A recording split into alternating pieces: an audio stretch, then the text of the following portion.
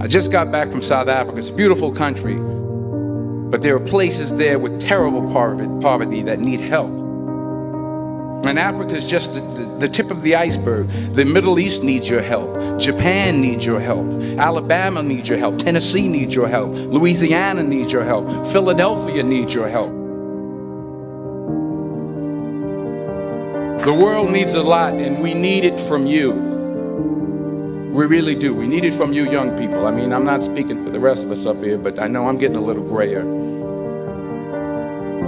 We need it from you, the young people, because remember this. You got to get out there.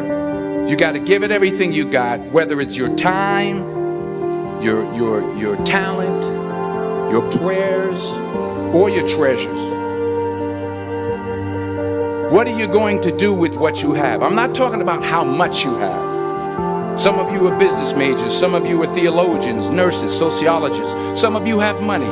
Some of you have patience. Some of you have kindness. Some of you have love. Some of you have the gift of long suffering. Whatever it is, whatever your gift is, what are you going to do with what you have?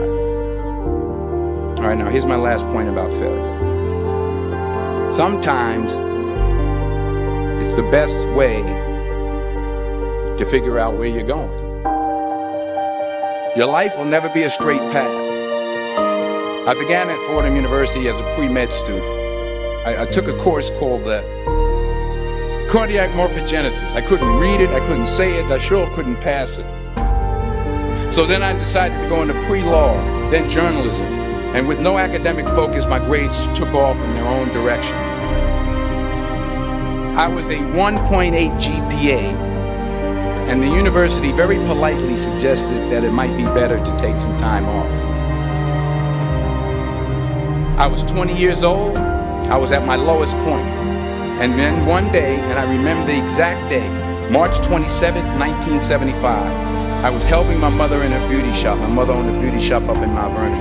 And there was this older woman who was considered one of the elders in the town. And I didn't know her personally, but I was looking in the mirror, and every time I looked at the mirror, I could see her behind me, and she was staring at me. She just kept looking at me. Every time I looked at her, she kept giving me these strange looks. So she finally took the dryer off her head and she said something I'll never forget. She said, "Young boy, I have a prophecy, a spiritual prophecy." She said, "You are going to travel the world and speak to millions of people." And in the years that followed, just as that woman prophesied, I have traveled the world and I have spoken to millions of people through my movies. Millions who up till this day couldn't see me, who up till this day I couldn't see while I was talking to them, and they couldn't see me, they could only see the movie. They couldn't see the real me. But I see you today, and I'm encouraged by what I see.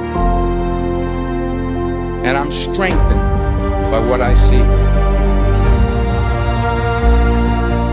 Because taking risk is not just about going for a job. It's also about knowing what you know and what you don't know. It's about being open to people and to ideas.